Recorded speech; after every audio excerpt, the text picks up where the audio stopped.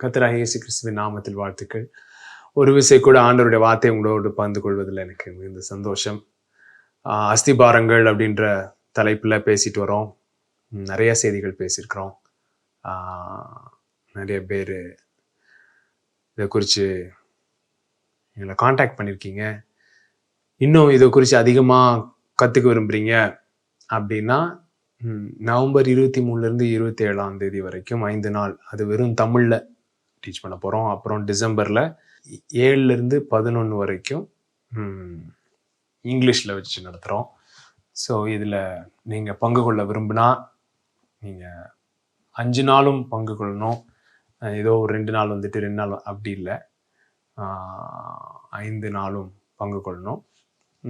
எல்லா அஸ்திபாரங்கள் சீரீஸில் எல்லா மெசேஜஸையும் கேட்டு உங்களுடைய கேள்விகளை முன்னாடியே எழுதி அனுப்பியிருக்கணும். இந்த ரெண்டும் கண்டிப்பான ரெக்குயர்மெண்ட்ஸ் இருக்குது. ஏன்னா இதை அறிந்து கொள்வது, புரிந்து கொள்வது ரொம்ப முக்கியம். எல்லாத்தையும் ஃபுல் டீட்டெயில்ஸ் இந்த ஒரு 1 hour மெசேஜில் கொடுக்க முடியாது. எவ்வளோ தூரம் கொடுக்க முடியுமோ நம்ம கொடுக்குறோம். சண்டே காலையில் போன வாரம் கூட பார்த்தோம் பாருங்களேன், ஏன் சிலுவை மரணம் அப்படின்றத பார்த்தோம். நான் ஏற்கனவே நிறைய தடவை சொன்னது போல, எங்க ஆரம்பிக்கிறோன்றது முக்கியம். இந்த தேவன்ல ஆரம்பிக்கிறோமா, திரியேக தேவன்ல ஆரம்பிக்கிறோமா, இல்லைன்னா இந்த சட்டத்திட்ட அடிப்படையில் இருக்கிற தேவன்ல ஆரம்பிக்கிறோமா, நியாயாதிபதி அப்படின்ற இடத்துல ஆரம்பிக்கிறோமா, பிதா குமாரன் பரிசுத்தாவியர் என்று ஆரம்பிக்கிறோமா? ஏன்னா நல்லா கவனிங்க, சிருஷ்டிப்பின் நோக்கம் அப்படின்னு ஒன்று இருக்கு. அப்புறம் மீட்பின் நோக்கம்.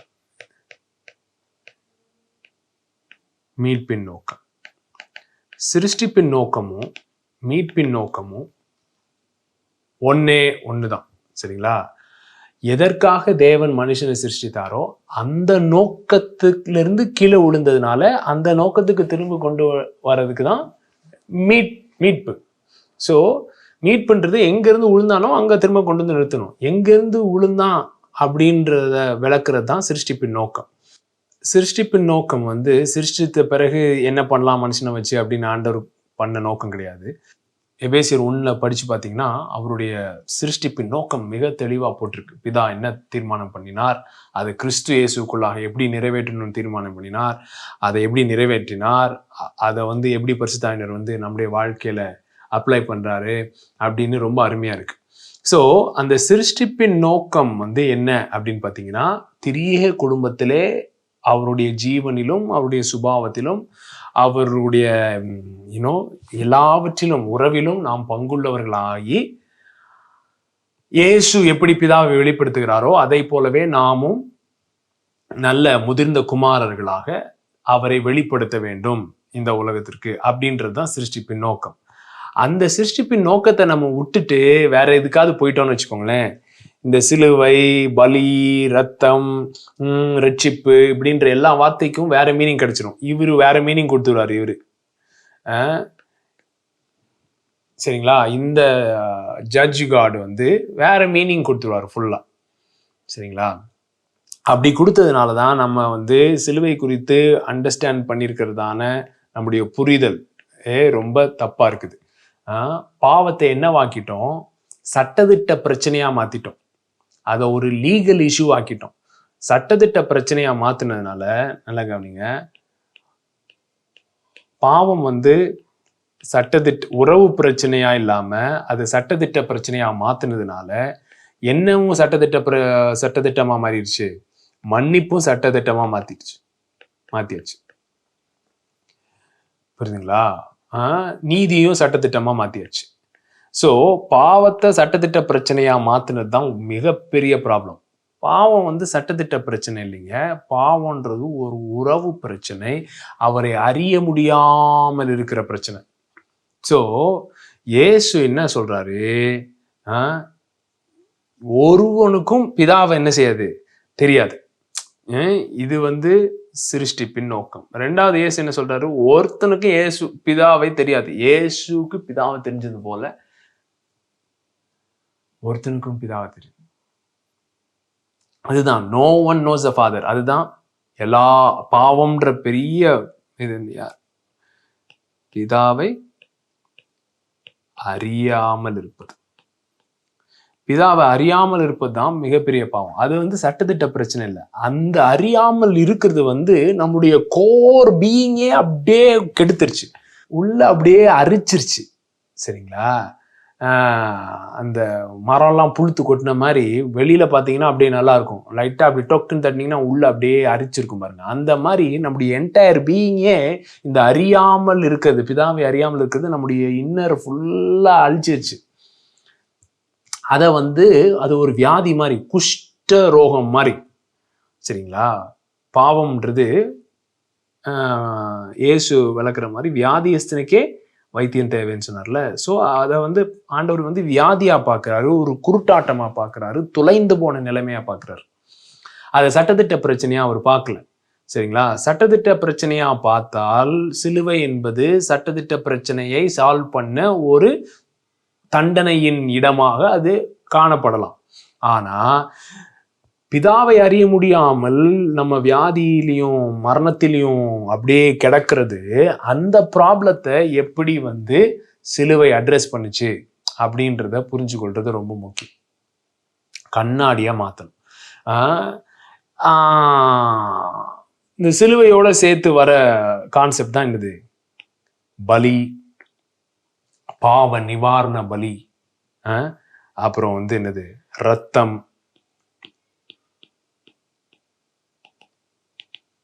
போன வாரம் ஒய் ஆஃப் த கிராஸ், ஏன் சிலுவை மரணம் பேசணும். இந்த ஏன் பலின்ற கான்செப்ட் ஏன் இருக்கு, ரத்தம் எதுக்கு தேவைப்படுகிறது அப்படின்னு இவர் என்ன சொல்றாரு?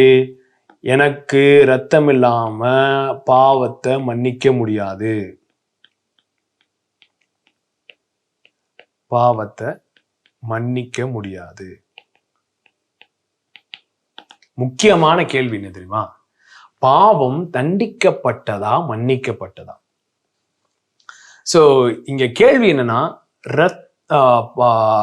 பாவம் மன்னிக்கப்பட்டதா தண்டிக்கப்பட்டதா? தண்டிக்கப்பட்டா மன்னிக்கப்பட முடியாது, மன்னிச்சா தண்டிக்க கூடாது. புரியுதுங்களா? நான் இப்போ ஒருத்தவங்களை பார்த்து உங்களை மன்னிச்சிட்டேன் அப்படின்னு சொன்னா அவங்களை என்ன செய்யக்கூடாது? நான் தண்டிக்க கூடாது. நான் தண்டிக்கிறேன்னு வச்சுக்கோங்களேன், அங்க என்ன இல்லை, மன்னிப்பு இல்லை. ஆனா இவரு இந்த ஜட்ஜ் காட் என்ன சொல்றாருன்னா, பாவத்தை தண்டிக்காம மன்னிக்க முடியாது அப்படின்றாரு. அதனால என்ன சொல்றோம்? ரத்தம் சிந்துதல் இல்லாமல் பாவ மன்னிப்பு கிடையாது, பாவ மன்னிப்பு கிடையாது அப்படின்னு சொல்லி பேசிட்டே இருக்கோம். அதுக்கு முன்னாடி அந்த வசனத்தை பார்க்கறதுக்கு முன்னாடி இந்த பலி அப்படின்ற கான்செப்ட், சரிங்களா, எங்க ஆரம்பிச்சது அப்படின்றத பார்க்கறது ரொம்ப முக்கியம். பலின்ற கான்செப்ட் எங்க ஆரம்பிச்சது? யாரு முதல்ல பலி செலுத்தினது? சிலர் சொல்லுவாங்க முதல்ல பலி செலுத்தினது ஆபேல். முதல்ல ஆபேல் பலி செலுத்தினான். எப்படி திடீர்னு அவன் பலி செலுத்தினான்? நீ பலி செலுத்து அப்படின்னு ஆண்டவர் எனக்கு பலி செலுத்தணும் அப்படின்னு ஆண்டவர் சொன்னாரா? எப்படி அந்த கான்செப்ட் உருவாச்சு அப்படின்னு நீங்க பாத்தீங்கன்னா, முதல்ல ஒரு ஆடு பலி ஆகிறது, அது ஆதாம் தேவனுக்கு செலுத்தின பலி அல்ல. முதல்ல ஒரு ஆடு மரணத்தை ருசி பார்த்தது, அது ஆதாம் தேவனுக்கு கொடுத்த பலி அல்ல. சரிங்களா? நல்லா கவனிங்க. அப்படின்னு இருக்கான் ஆதாம் ஏவாளும். சரிங்களா? ஏன்னா பிதாவை குறித்ததான தவறான எண்ணத்தை உள்ள விட்டுட்டான். உள்ள விட்ட உடனே அவன் இன்னரே மால் ஃபங்க்ஷன் ஆகிக்கிட்டு இருக்கு அப்படின்ட்டு பயம், வெட்கம். அவங்க எப்படி இருந்தாங்களாம்? நிர்வாணிகளா இருந்தும் வெட்கப்படாமல் இருந்தார்கள். Naked but not ashamed. So இப்போ பாவம் வந்த உடனே வெட்கம் வந்துருச்சு. வெட்கம் வந்த உடனே அவர்கள் முதலாவது செய்த காரியம் என்ன செஞ்சாங்க? தங்களை மறைத்து கொண்டார்கள்.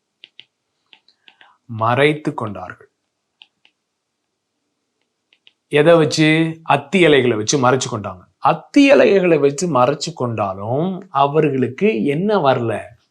தைரியம் வரல. இந்த வேர்டெல்லாம் நோட் பண்ணி வச்சுக்கோ. நான் ஏன் இதெல்லாம் எழுதுறேன்னா இதெல்லாம் முக்கியமான வார்த்தைகள். தைரியம்.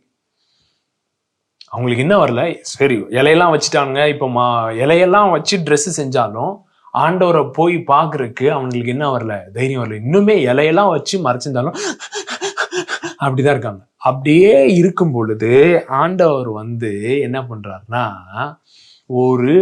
ஒரு மிருகத்தை கொன்னு அதிலிருந்து அந்த மிருகத்தினுடைய தோலை எடுத்துட்டு வந்து இவங்களுக்கு ட்ரெஸ்ஸா கொடுக்குறாரு. சோ முதல் பலி யார் கேட்டது? தேவன் கேட்டாரா?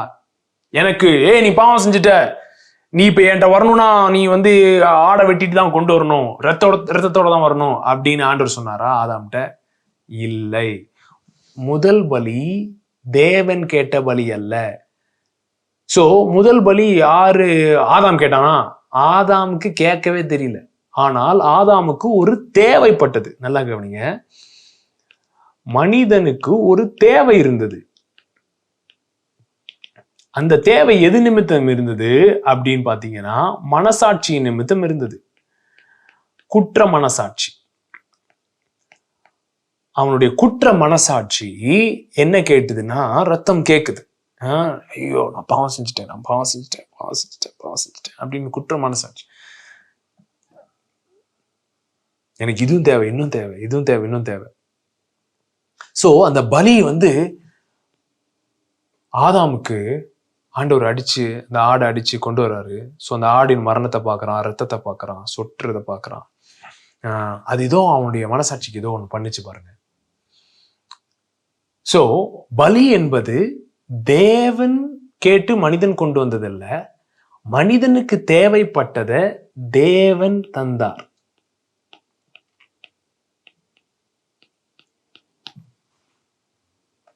So God did not, sacrifice is not God's demand and man provided. Sacrifice is man's need and God provided. புரியுதுங்களா? So பலி என்பது தேவனுக்கு தேவைப்பட்டது, மனிதன் போய் கொடுத்தான்ல, மனிதனுக்கு தேவைப்பட்டது தேவன் வந்து கொடுக்கிறார். சோ ஆபிரகாமே யோசிச்சு பாருங்களேன். ஆபிரகாம் வந்து ஒரு என்ன சொல்ல, புறஜாதி நம்பிக்கையிலிருந்து வரான். தேவனை தெரியாத ஒரு இதுல இருந்து வரான். அதுல இருந்து அந்த கலாச்சாரங்கள்ல தேவன் பலியை கேட்கிறார். எல்லா தேவர்களும், எல்லா மதத்துல தேவர்களும் தேவன் வந்து பலி கேட்கிறாங்க. வெவ்வேறு விதமான பலி கேட்காங்க. சில தேவர்கள் சில மதங்கள்ல பிள்ளைகளையே என்ன செய்யறாங்க, பலியா கேக்குது சில தெய்வங்கள். அப்படிப்பட்ட கலாச்சாரத்துல இருந்தா ஆபிரகாம் வரான். முதல் பிள்ளைய பலி வாங்குற தேவனை தான் அவனுக்கு தெரியும்.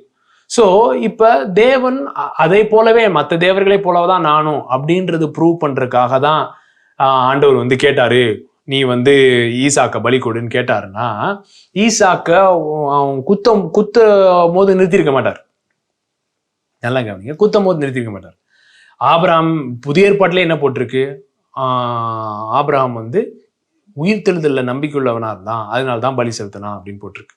அப்படியே இருந்தாலும் என்ன பண்ணிருக்கணும், அவன் குத்தி ரணகலம் ஆக்கின பிறகு ஆண்டவர் வந்து அவனை உயிரோடு எழுப்பி திரும்பி தந்திருக்கணும். ஆனா ஆண்டவர் எங்க ஸ்டாப் பண்றாரு அப்படின்னா, அவனை குத்துறதுக்கு முன்னாடி ஸ்டாப் பண்றாரு. சோ என்ன சொல்ல விரும்புறாருன்னா, நான் மற்ற தேவர்கள் மாதிரி இல்ல, உனக்கு தெரிஞ்ச தேவர்கள்லாம் இப்படிதான், ஆனா நான் பலி வாங்குற தேவன் அல்ல, பலி கொடுக்கிற தேவன். பலி கொடுக்கிற தேவன். அதே மலையில நான் என் பையனை பலியா கொடுப்பேன் அப்படின்னு சொல்றாரு பாருங்க. அங்க ஒரு ஆடை கொடுக்கிறாரு. அங்க ஆடை வந்து ஆபிரகாம் கொடுக்கல, ஆபிரகாமுக்கு யாரதான் ப்ரொவைட் பண்ணா, ஆண்டவர் தான் ப்ரொவைட் பண்ணாரு. ஈசா கேட்கிறான், ஐயா விறகு இருக்கு, நெருப்பு இருக்கு, எல்லாமே இருக்கு, ஆடுங்க அப்படின்னு கேட்கிறான். கர்த்தருடைய பர்வதத்தில் பார்த்து கொள்ளப்படும் அப்படின்னு ஆபிரகாம் சொல்றான். So God himself shall provide. So who provided? யாரு கொடுத்தா? தேவன் அங்க கொடுக்கிறார். சரிங்களா? தேவன் பலியை வாங்குறவர் அல்ல, தேவன் பலியை கொடுக்கிறவர் அப்படின்றதுதான் முக்கியமான பாயிண்ட். அப்படியா? இல்லையே, இதுல வந்துட்டு எனக்கு பலி கொண்டு வான்னு அவர் தானே கேட்டிருக்காரு நியாயப்பிரமாணத்துலலாம் அப்படின்ட்டு நினைக்கலாம். நல்லா கவனிங்க, திரும்ப இப்போ வருவோம், படிங்களேன். ரத்தம் சிந்தலாமல் பாவ மன்னிப்பு கிடையாது, அப்படியா போட்டிருக்கு? அப்படி போடல பைபிளில். ரத்தம் சிந்தலாமல் பாவ மன்னிப்பு கிடையாதுன்னு நாங்கள் போடல. என்ன போட்டிருக்கு அப்படின்றது முழுசாக படிப்போம். ஆக்சுவலி அந்த வசனம் வந்து 9:22, எபிரேயர் 9:22. அதோடைய கான்டெக்ஸ்ட் பார்த்தீங்கன்னா 8ஆம் அதிகாரத்திலிருந்து 10ஆம் அதிகாரம் வரைக்கும் நீங்கள் படிக்கணும். 8, 9, 10 ஃபுல்லாக படிச்சிங்கன்னா தான் உங்களுக்கு என்ன சொல்ல வராரு அப்படின்றது புரியும். இப்போ அதுக்கு டைம் இல்லை. ப்ராபப்ளி நம்ம இந்த 5 நாள் கிளாஸில் வந்து கொஞ்சம் டீட்டெயில்டாக பார்க்கலாம். 9:22 என்ன போட்டிருக்கு? நியாயப்பிரமாணத்தின்படி. ஃபர்ஸ்ட் பாயிண்ட் என்னங்க? நியாயப்பிரமாணத்தின்படி, according to the law. So இது வந்து நித்தியமான தேவனுடைய சட்டம் இல்லை, இது நியாயப்பிரமாணத்தின்படி. இதை பற்றி தான் பேசிக்கிட்டு இருக்கு இந்த வசனம். நியாயப்பிரமாணத்தின்படி. 2வது பாயிண்ட் என்ன? கொஞ்சம் குறைய. கொஞ்சம் குறைய அப்படின்னா என்ன? ஆல்மோஸ்ட். நியாயப்பிரமாணத்துக்கு கீழேயே சிஸ்டம் ஆஃப் சாக்ரிஃபைசஸ், பலிகள் அப்படின்ற கான்செப்டுக்கு கீழேயே எல்லா நேரத்திலையும் கிடையாது, கொஞ்சம் குறைய. சரிங்களா? 3வது பாயிண்ட், இரத்தத்தினால் சுத்திகரிக்கப்படும். என்னங்க? சுத்திகரிக்கப்படும். இரத்தம் சிந்ததில் இல்லாமல் மன்னிப்பு உண்டாகாது. அங்க பாவ மன்னிப்புன்னு பாவத்தை நம்ம சேர்த்துக்குவோம். ஓகே, பாவம்ன்ற கான்செப்ட்ல தான் இருக்கு. ஆனா நான் சொல்ல விரும்புறேன், இரத்தம் சிந்தாமல் பாவ மன்னிப்பு கிடையாது. இரத்தம் சிந்ததில் இல்லாமல் மன்னிப்பு உண்டாகாது. சரிங்களா? அது 4வது பாயிண்ட். சரிங்களா? இதை பார்ப்போம். நியாயப்பிரமாணத்தின்படி கொஞ்சம் குறைய எல்லாம் சுத்திகரிக்கப்படும். நியாயப்பிரமாணத்திலேயே ஆண்டவர் வந்து ரத்தம் இல்லாம நான் உன்னை மன்னிக்கவே முடியாதுன்னு சொன்னாரா அப்படின்னு கேள்வி கேட்டீங்கன்னா இல்லை. லேவியராகமம் 5ஆம் அதிகாரம் பார்த்தீங்கன்னா அங்க பாவ பலி, சின் ஆஃபரிங், ட்ரெஸ்பாஸ் ஆஃபரிங், மீறுதல், அப்படி இப்படிலாம் சொல்லி வெவ்வேறு இது சொல்லிட்டு இருக்காரு. அப்ப என்ன சொல்றாருன்னா, எப்பா நீ என்ன பண்ணு, ஒரு காளையை கொண்டு வா. என்னது? காளையை கொண்டு வா, வந்து பலி செலுத்து, பாவ நிவாரண பலியா. காளை கொண்டு வரதுக்கு காசு இல்லையா? என்ன கொண்டு வா? ஒரு ஆடை கொண்டு வா. ஆடு கொண்டு வரைக்கும் காசு இல்லையா? 2 காட்டுப்புறா கொண்டு வா. சோ ஒருத்தன் காளையும் கொண்டு வரலாம், ஆடும் கொண்டு வரலாம், காட்டுப்புறாவும் கொண்டு வரலாம். காளையில நிறைய ரத்தம் இருக்கும், ஆடுல கொஞ்சம் ரத்தம் இருக்கும், புறால எவ்வளவு ரத்தம் இருக்க போகுது? அவ்வளவு ரத்தம் இருக்கும். சரிங்களா? இப்ப காளையை கொண்டு வரவன் நிறைய மன்னிக்கப்படுறானா? ஆடை கொண்டு வரவன் கொஞ்சமா மன்னிக்கப்படுறானா? காட்டுப்புறா கொண்டு வரவன் அதை விட கொஞ்சமா மன்னிக்கப்படுறானா? ஏன்னா இதுல நிறைய ரத்தம். அப்படி இல்லை, 3 பேரும் ஒரே விதமா தான் மன்னிக்கப்படுறாங்க. 3 பேரும் ஒரே விதமா தான் மன்னிக்கப்படுறாங்க. சோ ரத்தம் சிந்தது இல்லாமல் பாவ மன்னிப்பு கிடையாது அப்படின்னா அடுத்து ஒரு பாயிண்ட் சொல்றாரு பாருங்க, 11வது வசனம். 2 காட்டுப்புறாக்களையாவது 2 புறா குஞ்சுகளையாவது கொண்டு வர அவனுக்கு சக்தி இல்லாதிருந்தால், ஏழையிலும் பரம ஏழையா இருக்கான் போல, அப்படி இருந்தாலும் அவனை எப்படி கவர் பண்றது ஆண்டவர் பாக்குறாரு பாருங்க. அவர் சொல்றாரு, காளைக்கு காசு இல்லைன்னா ஆடு கொண்டு வா, ஆடுக்கு காசு இல்லைன்னா காட்டுப்புறா கொண்டு வா, காட்டுப்புறாக்கும் புறா குஞ்சுக்கு கூட உனக்கு காசு இல்லை, கொண்டு வர அவனுக்கு சக்தி இல்லாதிருந்தால் பாவம் செய்தவன் பாவ நிவாரணத்துக்காக ஒரு எப்பா அளவான மெல்லிய மாவிலே 10ல் 1 பங்கை தன் காணிக்கையாக கொண்டு வருவானாக.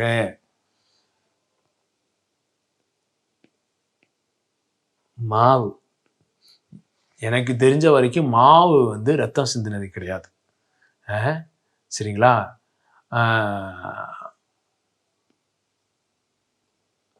ஆண்டவர் என்ன சொல்றாரு? எப்பா ஒரு பிடி மாவு கொண்டு வா. ஸோ இதுல காளை கொண்டு வா, ஆடு கொண்டு வா, காட்டுப்புறா கொண்டு வா, மாவு கொண்டு வா.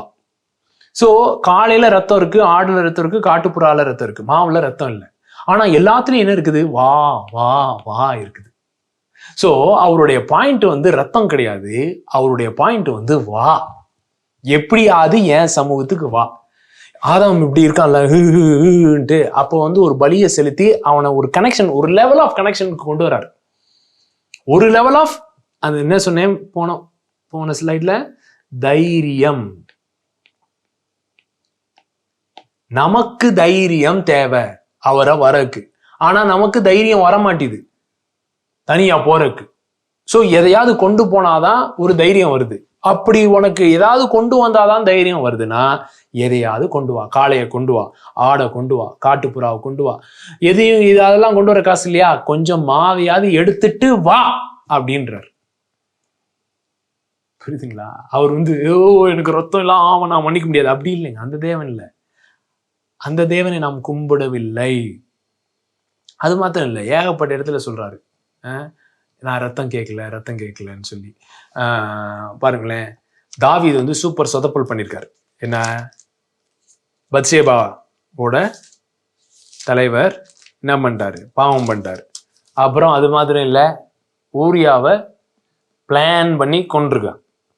ஸோ இது வந்து சும்மா அப்படி கொஞ்சம் நெஞ்ச பாவம் இல்லை, பெரிய பாவம். சரிங்களா? விபச்சாரம், அப்புறம் இது கொலை, 2 பெரிய கேஸ் இருக்குது தாவீது மேல. இப்ப அவன் எது கீழே வாழ்றான்? ஆபிரகாம் உடன்படிக்கை கீழே வாழல, மோசேயின் உடன்படிக்கை கீழே தான் வாழ்றான், நியாயப்பிரமாணத்துக்கு கீழே வாழ்றான், சிஸ்டம் ஆஃப் சாக்ரிஃபைசஸ் கீழே தான் வாழ்றான். ஆனா அவனுக்குரிய வெளிப்பாடை பாருங்களேன், என்ன சொல்றாங்க?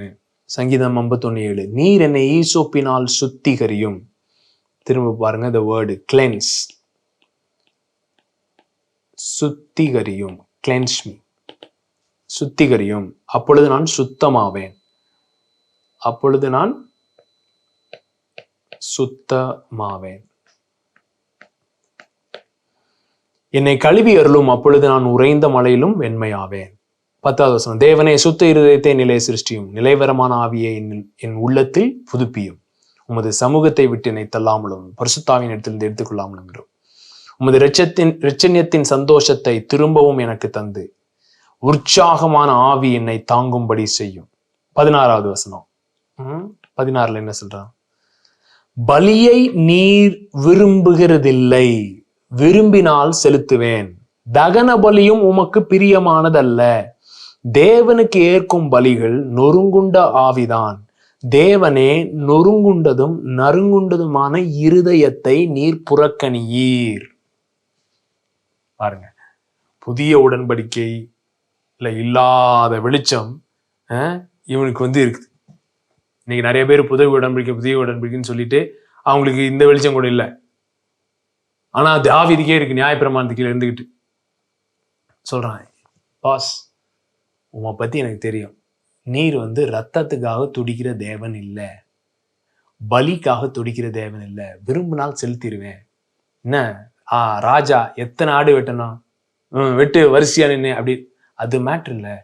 என் இருதயம், என் நொறுங்குண்ட இருதயம் உங்ககிட்ட வரணும், நிலைவரமான ஆவி என்னிலே உண்டாகணும், ரட்சிப்பின் சந்தோஷம் எனக்கு திரும்ப வரும். So look, it's a very relational language. அங்க பாருங்க, உறவு சரியா, ஆண்டவரே உமக்கும் எனக்கும் உறவு ஒழுங்கா இல்லாமதுனால தான் நான் இந்த கேவலமான காரியத்தை செஞ்சுட்டேன். திரும்ப அந்த உறவுக்கு என்னை கொண்டு வந்து விடுங்க அப்படின்னு சொல்லி கேட்கிறான். அதுதான் நீர் விரும்புறீர், பலியை நீர் விரும்பலன்னு சொல்ற. ஏசாயா 1:11 வசனம், உங்கள் பலிகளின் திரள் எனக்கு என்னாத்துக்கு அப்படின்னு கர்த்தர் கேட்கிறார். என்னாத்துக்கு நீ பலி செலுத்துற? ஆட்டுக்கடாக்களின் தகன பலிகளும் கொழுத்து மிருகங்களின் நினமும் எனக்கு ஆரோசிகமா இருக்கிறது. அப்படின்னா ஆரோசிகமா சூப்பரா இருக்குல்ல, அப்படியே ஐயோ கப் அடிக்குது, வேணாம், எரிச்சலா இருக்கு அப்படின்றாரு. ஏன்னா சொல்றாரு, டேய் நான் எதுக்கு பலி இன்ட்ரடியூஸ் பண்ணேன்? உனக்கு ஒரு தேவை இருக்கு, உன் மனசாட்சிக்கு ஒரு தேவை இருக்குன்னு தான் இன்ட்ரடியூஸ் பண்ணேன். அந்த ஒரு உறவுல நீ வந்து திரும்ப அட்டாச் ஆகணுன்றதுக்காக தான் பண்ணேன். நீ அந்த உறவே மறந்துட்டு ஏதோ எனக்கு ரத்தம் வேணும்னு நான் கேட்டது மாதிரியும், எனக்கு பலி வேணும், எனக்கு கொழுப்பு வேணும் அப்படின்னு நினைச்சு நான் கேட்குற மாதிரியும், நீ வந்து சதக்குன்னு வெட்டிட்டு நீங்க கேட்டதை கேட்டு கொடுத்துட்டேன் அப்படின்னு சொல்லி நீ பண்றத பண்ணிக்கிட்டே இருக்கிறியே அப்படின்னு சொல்லி திட்டுறாரு. காளைகள், ஆட்டுக்குட்டிகள், கடாக்களுடைய இரத்தத்தின் மேல் எனக்கு பிரியமில்லை. நீங்கள் என் சந்நிதியில் வரும்போது என் பிரகாரங்களை இப்படி மிதிக்க வேண்டும் என்று உங்களிடத்தில் கேட்டது யார்? யாரா கேட்டா அவங்ககிட்ட இதெல்லாம் கொண்டு வர சொல்லி அப்படின்னு கேக்குது. இனி வீண் காணிக்கைகளை கொண்டு வர வேண்டாம். தூபம் காட்டுதல் எனக்கு அருவருப்பாய் இருக்கிறது. நீங்கள் அக்கிரமத்தோட ஆசரிக்கிற மாத பிறப்பையும் ஓய்வு நாளையும் சபை கூட்டத்தையும் நான் இனி சகிக்க மாட்டேன். உங்கள் மாத பிறப்புகளையும் உங்கள் பண்டிகைகளையும் என் ஆத்மா வெறுக்கிறது. அவைகள் எனக்கு வருத்தமா இருக்கிறது. அவைகளை சுமந்து இளைத்து போனேன். உன் ஃபுல் மூனு, நியூ மூனு, பிரேயர் இதெல்லாம் வேஸ்ட்டு, வேண்டாம், வந்துடாது, இந்த பக்கம் பலியை தூக்கிட்டு வந்துடாத, காணிக்கையை தூக்கிட்டு வந்துடாத. ஸோ ஆண்டவர் வந்து நல்லா கவனிங்க, அவருடைய ஒன்லி அஜெண்டா வந்து நம்ம அவரோட ஒழுங்கா உறவுல இருக்கணும். அவரோட உறவுல இருந்தோம்னா நம்முடைய இருதயம் மற்றவர்களை நல்ல விதமா நடத்தும். இங்க மெயினா கம்ப்ளைண்டே அதான் அங்க பண்றாரு.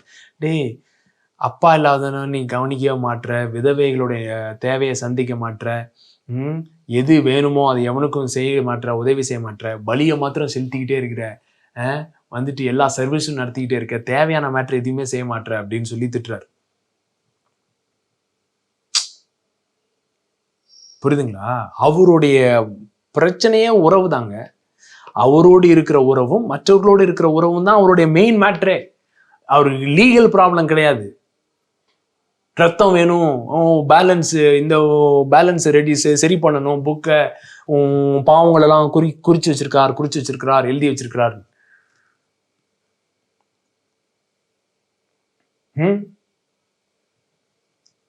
அப்படி ஒரு கான்செப்டே இல்லை. ஆண்டவர் பலி வந்து கேட்கல, பலியை விரும்பல. ஓசியா 6:6 என்ன போட்டிருக்கு? பலியை அல்ல இரத்தத்தையும் தகன பலிகளை பார்க்கிலும் தேவனை அறிகிற அறிவை விரும்புகிறேன்.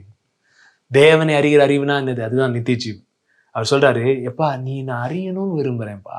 பலி, ரத்தம், தகன பலி, கொழுப்பு, மண்ணாங்கட்டி அதெல்லாம் நான் விரும்பல. நீ என்னை அறியணும், அதுதான் எனக்கு மெயின் மேட்டர். புரியுதுங்களா பேசுறது? ஸோ இந்த ரத்தம் சிந்துதலாமல் பாவ மன்னிப்பு கிடையாது அப்படின்றது வந்து ஒரு தவறான புரிதல்.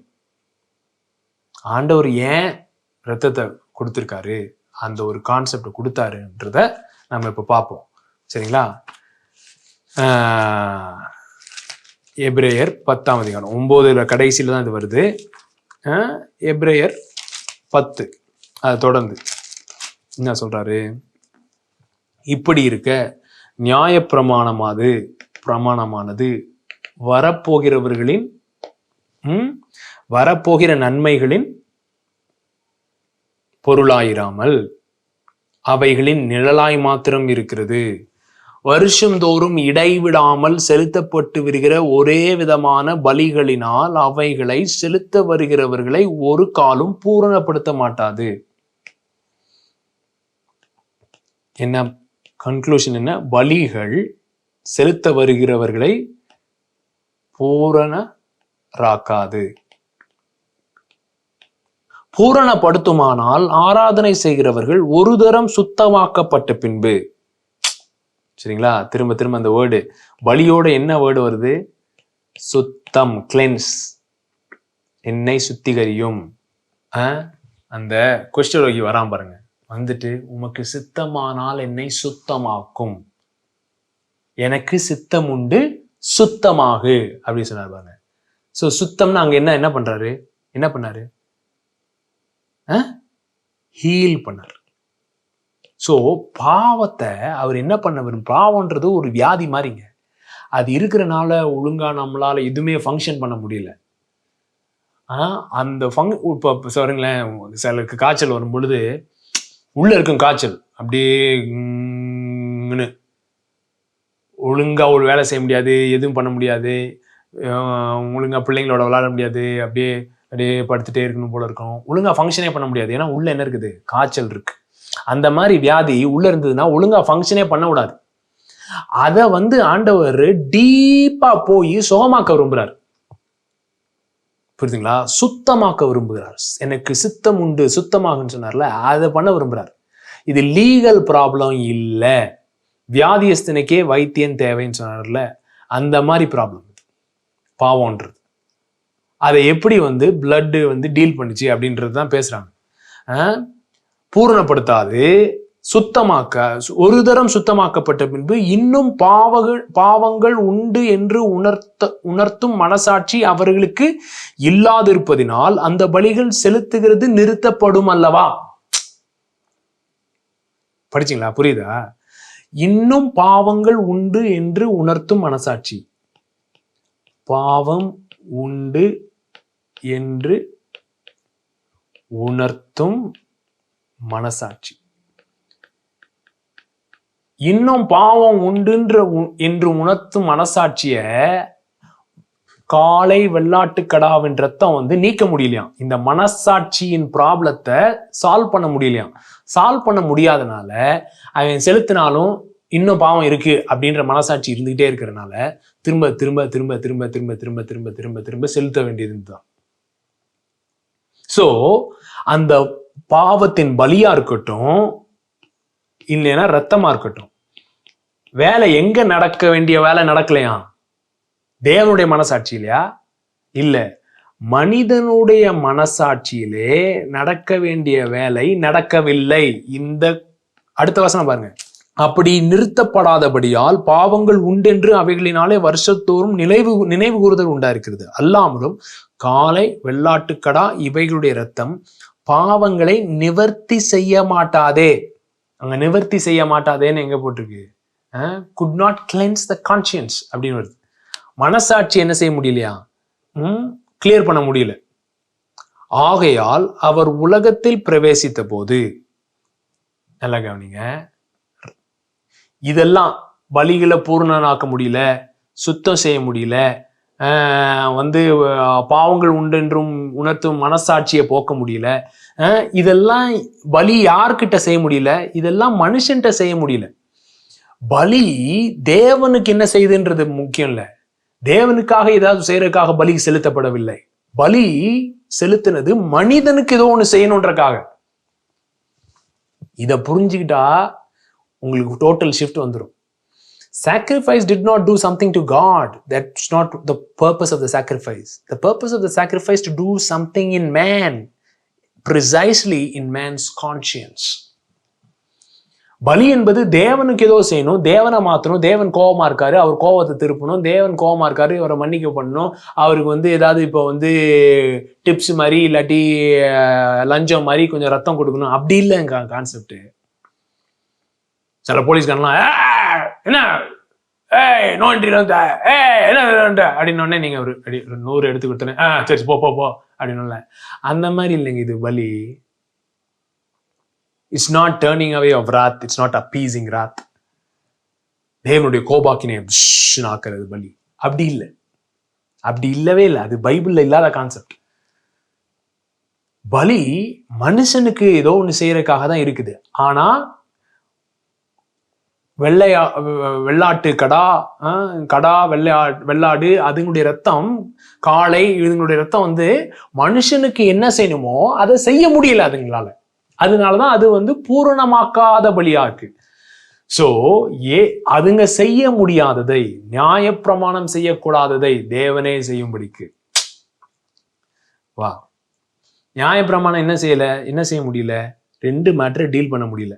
என்னது? பாவத்தை டீல் பண்ண முடியல, அது அதனுடைய விளைவா வந்த மரணத்தையும் டீல் பண்ண முடியல. இந்த பாவம் மரணம் அப்படின்றத வச்சு யார் ஆண்டுகிட்டு இருந்தா? பிசாசு ஆண்டுகிட்டு இருக்கான். நல்லா கவனிங்க.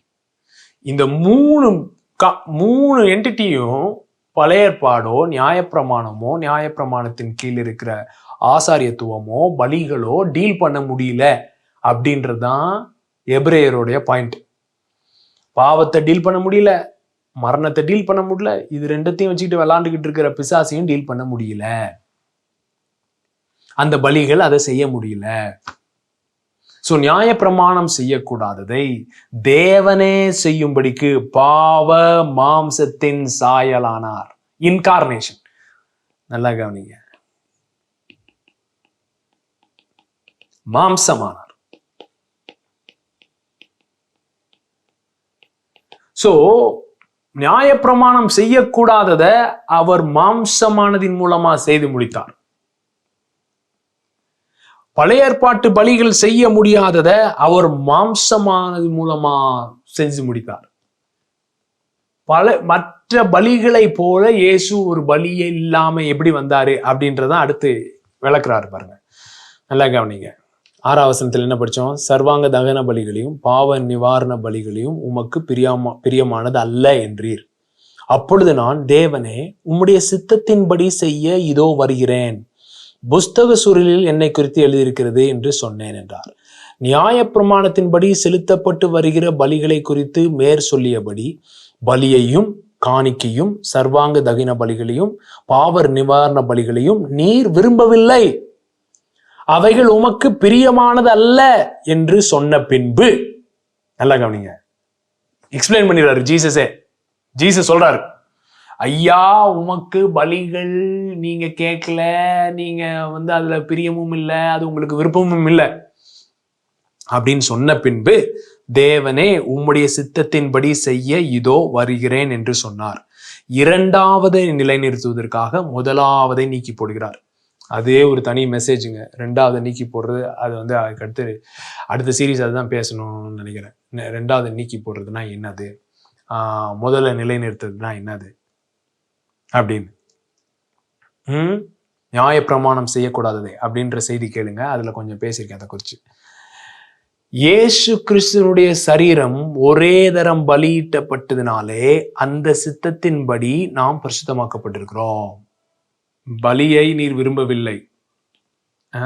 பலி, தகன பலி, பாவ நிவாரண பலி, காணிக்க எதுவுமே நீர் விரும்பவில்லை, அதில் உமக்கு பிரியமும் இல்லை. இயேசு சொல்லிட்டார். வேற என்னங்க வேணும்? பலி தேவன் கேட்கல, சரிங்களா? நமக்கு தேவைன்றதுனால தேவன் கொடுத்தார். சோ இதோ உம்முடைய சித்தத்தை செய்ய வந்திருக்கிறேன், நீர் எனக்காக ஒரு எண்ணத்தை ஆயத்தப்படுத்தினீர், நீர் பலியை விரும்பவில்லை, அது உங்களுக்கு பிரியமும் இல்லை. 5ஆம் வசனத்தில் என்ன போட்டிருப்பாருங்க? பலியும் காணிக்கும் நீர் விரும்பவில்லை, ஒரு சரீரத்தை எனக்கு ஆயத்தம் பண்ணினீர். நல்லா கவனிங்க. பலி செய்ய முடியாததை இன்கார்னேஷன் செஞ்சு முடிச்சுது.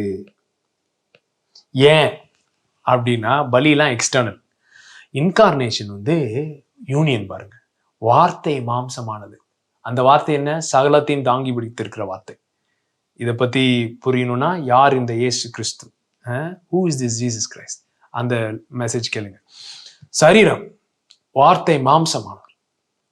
வார்த்தை மாம்சமானவர் அப்படியே எல்லாத்தையும் சகலத்தையும் தாங்கி பிடிச்சிருக்காரு. ஸோ அவருடைய மாம்ச சரீரத்துக்கு நடக்கிறது எல்லாருக்கும் நடக்குது. ஸோ என்ன நடக்க முடியல? நியாயப்பிரமாணத்தினால பாவத்தையும் மரணத்தையும் பிசாசையும் டீல் பண்ண முடியல. அது செய்ய முடியாதத தேவன் மாம்சத்துல செஞ்சார். இங்க இதை படிச்சு முடிச்சுட்டாங்க. போவோம் 11ஆவது வசனம் 10-11. அன்றியும் எந்த ஆசாரியனும் நாடோறும் ஆராதனை செய்கிறவனாயும் பாவங்களை ஒரு காலம் நிவர்த்தி செய்யக்கூடாத ஒரே வித பலிகளை அநேக தரம் செலுத்தி வருகிறான் இருப்பான். இவரோ பாவங்களுக்காக ஒரே பலியை செலுத்தி என்றென்றைக்கும் தேவனுடைய வலது பாசில் உட்கார்ந்து இனி தம்முடைய சத்துருக்களை தமது பாதபடி ஆக்கி போடும் வரைக்கும் காத்து கொண்டிருக்கிறார். பாதைப்படி ஆக்கி போடும் கடைசி சத்துரு மரணம். ஏன்?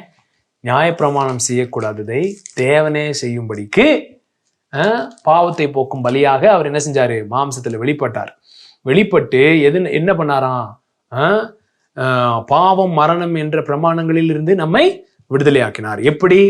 எபிரேயர் 2:14 என்ன போட்டிருக்கு? ஆகையால் பிள்ளைகள் மாம்சத்தையும் இரத்தத்தையும் உடையவர்களாக இருக்க அவரும் அவர்களைப் போல மாம்சத்தையும் இரத்தத்தையும் உடையவரானார்.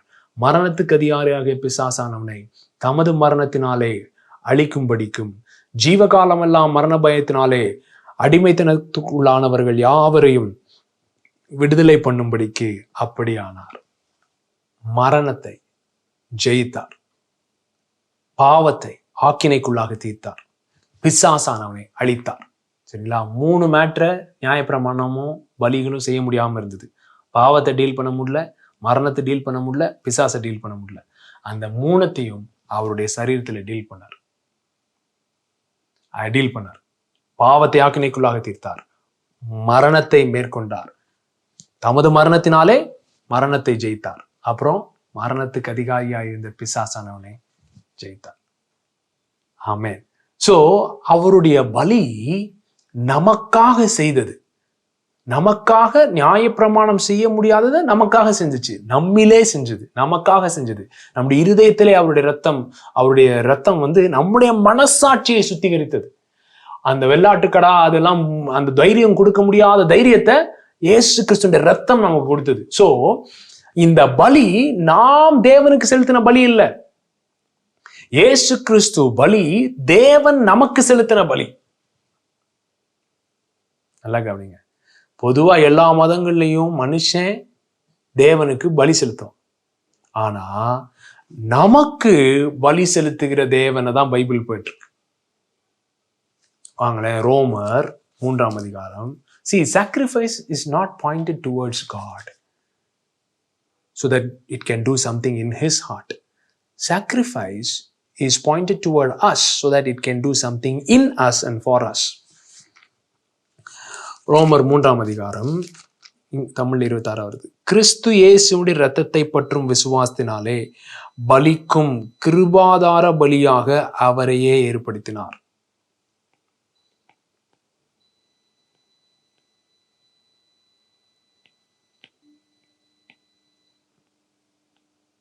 கிருபாதார பலியாக இயேசுவை ஏற்படுத்தினார் அப்படின்னு போட்டிருக்குல்ல. ஃபர்ஸ்ட் என்ன, நீங்க NIV-ல போய் படிச்சீங்கன்னா God presented Christ as a sacrifice. God presented Christ. New King James, God set forth. God presented. So கிறிஸ்து தேவன் மனுக்குலத்துக்கு செலுத்தின பலி. நல்லா கவனிங்க. மனிதன் தேவனுக்கு செலுத்தின பலி இல்லை. தேவன் கோபாக்கினை ஊத்தின பலி இல்லை. தேவன் மனுஷனுக்கு ஒரு பலி செலுத்துறார். மனுஷனுடைய இருதயம், மனுஷனுடைய மனசாட்சி தைரியமா வரணுன்றக்காக. எப்படி அந்த தைரியம் வர வைக்கிறாருன்னா, நல்லா கவனிங்க. அவர் கொடுக்குறாருல, குமாரனை கொடுத்து நம்ம அவனை குமாரனை போட்டு அடி நடிக்கிறோம்ல. நியாயப்படி தேவனுக்கு என்ன வரணும்? நம்ம மேல அவர் குமாரனை அடிக்கும் பொழுது கோபம் வரணும். நம்மளை போட்டு, டே என் மகனே அப்படி பண்ணீங்க, உங்களை போடுறானா பாரு இல்லையா அப்படின்ற கோபம் வரணும். அப்படி நம்ம அவரை அடிக்கும் பொழுது அவரு என்ன சொல்றாரு? இவர்களை மன்னியும் சொன்னார்ல. சோ உலகத்தை, அகில உலகத்தையும் தம்மோட ஒப்புரவாக்கினார். எப்ப? சிலுவையில. அந்த சிலுவையில தேவன் இயேசு கிறிஸ்துவை கிருபாதார பலி, ப்ரொபிஷியேஷனை மீனிங் என்ன சொல்லுவாங்கன்னா, கோபாக்கினையே மாற்றுகிற பலியா இல்லைங்க. அந்த வேர்டு ப்ரொபிஷியேஷன் ஹிலஸ்ட்ரியான். சரிங்களா? ஹிலஸ்ட்ரியான் தான் கிரீக். அந்த ஹிலஸ்ட்ரியான்ற வேர்டு என்னன்னா மெர்சி சீட். மெர்சி சீட் எங்க வருது? யாத்ராகமம் 25:21 கிருபாசனத்தை பெட்டியின் மீது வைத்து. மெர்சி சீட்னா என்னங்க? கிருபாசனம். ஆசனம்னா என்ன? சீட்டு. கிருபன கிரேஸ், மெர்சி, ஹசத், கிருபாசனம். ஸோ கிருபாசனம், அந்த உடன்படிக்கை பெட்டியை ஒரு மேல ஒரு டப்பா போட்டு மூடுறாங்கல்ல, அதுதான் கிருபாசனம். அந்த கிருபாசன பெட்டியின் மீது வைத்து, பெட்டிக்குள்ளே நான் உனக்கு கொடுக்கும் சாட்சி பிரமாணத்தை வைப்பாயாக. அங்கே நான் உன்னை சந்திப்பேன். கிருபாசனத்தின் மீதிலும் சாட்சி பெட்டியின் மேலும் நிற்கும் 2 கேருபீன்களின் மத்தியிலும் நடுவிலும். சோ கிருபாசனத்திலே அங்கே நான் உன்னை சந்திப்பேன். நான் உன்னை சந்திப்பேன். I will meet with you at the mercy seat. So கிருபாசனத்துல தான் தேவன் மனுஷனை மீட் பண்ண விரும்புறார். சோ இயேசு கிறிஸ்து சிலுவையிலே அறையப்பட்ட பொழுது, மனுஷர்களால் அறையப்பட்ட பொழுது, அந்த இடத்துல தான் தேவன் மனுஷனை மீட் பண்றாங்க. புரியுதுங்களா? தேவன் மனுஷன் அங்கதான் மீட் பண்றாரு. நம்ம போட்டு அவரை அப்படியே விட்டு வாங்கும் பொழுது அங்க நின்று அவர் சொல்றாரு, கம் வா, ஐ வில் ஹக் யூ. அதுதாங்க கிருபாதார பலி. He set forth him as our propitiation. கிருபாதார பலியாக நம்மை வெளிப்படுத்தினார். இந்த கம்யூனியன் நம்ம எடுக்கும்போது எதை வச்சு எடுக்கிறோம்? எதனால எடுக்கிறோம்? கம்யூனியன் இயேசு கண்டுபிடிச்ச ஒரு மேட்டரா? இது எப்போ ஆரம்பிச்சது இந்த மேட்டர்? இஸ்ரவேல் ஜனங்கள் 400 வருஷம் இஸ்ரேல்ல அடிமையா இருக்காங்க. ஸோ அவங்க அடிமைத்தனத்திலிருந்து அவர்களை வெளியே கொண்டு வந்தது பஸ்காவின் ஆடு, பஸ்காவின் இரத்தமும் அதனுடைய மாம்சமும். நல்லா கவனிங்க. எகிப்து அது என்னது? அடிமைத்தனத்தின் வீடு, house of bondage, land of bondage. யாரு அடிமைத்தனம் பட்டு வச்சுன்னா? பார்வோன். அடிமைத்தனத்தின் அதிபதி. சோ எகிப்திலிருந்தும் பார்வோனின் அடிமைத்தனத்திலிருந்தும் அவர்களை மீட்டெடுத்தது என்னது? பஸ்கா, ஆட்டுக்குட்டியின் பலி. நல்லா கவனிங்க. அதை கொண்டாடிட்டே இருக்காங்க, வருஷ கணக்கா கொண்டாடுறாங்க. ஆண்டவரே, எங்களை எகிப்திலிருந்து அடிமைத்தனத்திலிருந்து விடுதலை ஆக்கினீரே, நன்றி நன்றி நன்றின்னு கொண்டாடிட்டே வராங்க பஸ்காவை. இயேசு கிறிஸ்து பஸ்காவை கொண்டாடும் போது எடுத்து சொல்றாரு, எப்பா ஏதோ எகிப்திலிருந்து விடுதலை ஆக்கினதுக்கே கொண்டாடிட்டு இருக்கீங்க, அது ஆனா ஒரு ஷேடோ தான். நான் எதிலிருந்து உங்களை விடுதலை ஆக்க விரும்புறேன்னா, பாவத்திலிருந்தும் மரணத்திலிருந்தும் மரணத்துக்கு அதிகாரி ஆகிய பிசாசிலிருந்தும் நான் உங்களை என்ன செய்றேன்? விடுதலை ஆக்க போறேன். அதுக்காக நான் என்ன செய்ய போறேன்? கொடுக்க போறேன். என் மரணத்தின் மூலமா அப்படிப்பட்ட ஒரு விடுதலையை கொண்டு வர போகிறேன். இனிமே என்னை நினைவு கூறும்படி இதை செய்யுங்க. மரணத்திலிருந்து உங்களை விடுதலை ஆக்கினேன், பாவத்திலிருந்து விடுதலை ஆக்கினேன், பிசாசின் அதிகாரத்திலிருந்து உங்களை விடுதலை ஆக்கினேன் என்பதை நினைவு கூறும்படி இதை செய்யுங்க அப்படின்னு சொல்லி ஒரு நியூ டைமென்ஷனை கொடுக்குறாரு அவங்களுடைய பஸ்கா செலிப்ரேஷனுக்கு. ஏன்னா forgiveness is associated with deliverance. நல்லா கவனிங்க. மன்னிப்பு அப்படின்றது ஒரு லீகல் மேட்டர் இல்லை, அது விடுதலை. டெலிவரன்ஸ் எங்க வருதுன்னு அந்த வார்த்தை, மன்னிப்பு அப்படின்ற வேர்டு கிரீக்ல என்னன்னா அஃபசிஸ். அஃபசிஸ்ன்ற வேர்டு வேற எங்கெல்லாம் வருதுன்னு பார்த்தீங்கன்னா, லூக்கா 4ஆம் அதிகாரம் 18ஆம் வசனம். கர்த்தருடைய ஆவியானவர் என் மேல் இருக்கிறார், ஏசாயா கோட் பண்றாருல, தரித்திரருக்கு சுவிசேஷத்தை பிரசங்கிக்கும்படி என்னை அபிஷேகம் பண்ணினார், இருதயம் நறுங்குண்டவர்களை குணமாக்கவும், சிறைப்பட்டவர்களுக்கு விடுதலையும், குருடருக்கு பார்வையும் பிரசித்தப்படுத்தவும், நொறுங்குண்டவர்களை விடுதலையாக்கும். அந்த நேரத்துல விடுதலைன்னு வருது பாருங்க. அந்த விடுதலை வேர்டு தான் அஃபசிஸ். சோ சிறைப்பட்டவர்களுக்கு விடுதலை. பாவத்துக்கு சிறையாயிருந்தோம், சாபத்துக்கு சிறையாயிருந்தோம், மரணத்துக்கு சிறையாயிருந்தோம், நம்முடைய மால் ஃபங்க்ஷனுக்கு சிறையாயிருந்தோம். சிறைப்பட்டவர்களுக்கு விடுதலை. நொறுங்குண்டவர்களை விடுதலையாக்கும். In our own brokenness, எப்படி? நொறுங்குண்ட இருதயங்களை அவர் என்ன செய்கிறார்? சுகமாக்குகிறார். அப்படிதான் அவருடைய மன்னிப்பு வெளிப்படுகிறது. அவருடைய பலி என்ன பண்ணுதுன்னா, நம்முடைய புரோக்கன்னஸ்குள்ள இறங்கி, நம்முடைய நொறுங்கின நிலைமைக்குள்ளாக இறங்கி பிதாவை கண்டுபிடிக்கிறது. அது மூலமா நம்ம விடுதலை ஆகிறோம். அது மூலமா நம்ம விடுதலை ஆகிறோம். அது மூலமா நம்ம சுகமாகிறோம். அது மூலமா நம்ம குணமாகிறோம். அதுதான் அவருடைய பலி நமக்கு பண்ணுச்சு. இந்த பலி பிதாவுக்கு எதுவும் பண்ணல, பிதாவோட மனசை மாத்தல. இது நம்முடைய புரோக்கன்னஸ்குள்ள, நம்முடைய டார்க்னஸ்குள்ள, நம்முடைய இருளுக்குள்ள, நம்முடைய நொறுங்கின நிலைமைக்குள்ள இறங்கி நம்மளை சுகப்படுத்தவும் நம்மளை விடுதலையாக்கும். அஃபெசஸ். My goodness.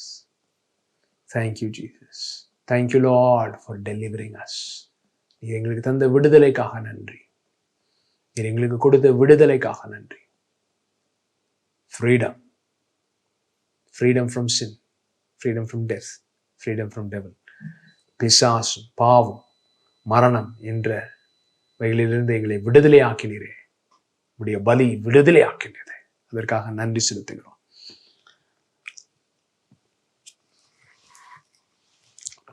தைரியமாய் கிருபாசன சண்டைக்கு வர உம்முடைய இரத்தம் எங்களுடைய மனசாட்சியை சுத்திகரித்திருக்கிறது. அதற்காக நன்றி. பழைய ஏற்பாட்டு பலிகள், இன்னும் பாவம் உண்டு என்று உணர்த்தும் பலிகள், செய்யக்கூடாதது உம்முடைய இரத்தம் எங்களுடைய மனசாட்சிக்கு செய்தது. தைரியமாய் உம்மிடத்தில் வந்து அப்பா பிதாவே என்று கூப்பிடும் தைரியத்தை, புத்திர சுவிகாரத்தை தந்தீரே. அதற்காக நன்றி செலுத்துகிறோம். உம்முடைய சுவிசேஷத்திற்காக நன்றி. உம்முடைய இரத்தத்திற்காக நன்றி. எங்களுடைய தேவையை சந்திக்கிறதுக்காக நீர் இரத்தம் சிந்தினீரே. அதற்காக நன்றி செலுத்துகிறோம். உம்முடைய கிருபை, என் மகா மேன்மையான அன்பிற்காக நன்றி செலுத்துகிறோம். இயேசுவின் நாமத்தில் பிதாவே. ஆமென், ஆமென், ஆமென். God bless you. உதாரத்துவமாய் கொடுத்துட்டு வரீங்க. God bless you. நிறையா பேசலாம் பாருங்க. இதில் இது பேசும்பொழுது அப்படியே தலைகீழ திருப்புற மாதிரி இருக்கும். ஏன்னா ஏற்கனவே குப்பரக்கா இருக்கிறனால அதை தலைகீழ திருப்ப வேண்டியது இருக்கு. அப்படின்னா தான் நேரம் ஆகும். ஸோ உங்களுக்கு கேள்விகள் இருக்குமானா அதெல்லாம் டீல் பண்ண விரும்புகிறோம். ஸோ ரெஜிஸ்டர் பண்ணுங்க 5 days அந்த இதுக்கு. 5 நாளும் தொடர்ச்சியாக அட்டன் பண்ணுறதா இருந்தால் தான் விடுவோம். ஏதோ இடையில 1 நாள் 2 நாள் வரல அப்படின்னா அடுத்து நாங்கள் உங்களை ஆட் பண்ண மாட்டோம். 5 நாளும் அட்டன் பண்ணணும். அஸ்திபாரங்கள் ஃபுல் சீரீஸ் கேட்டு முடிச்சிருக்கணும். கேட்டு உங்களுடைய கேள்விகள்லாம் எழுதி நீங்கள் முன்னாடியே அனுப்பியிருக்கணும். ஸோ ரெஜிஸ்டர் பண்ணுங்கள். God bless you. See you also.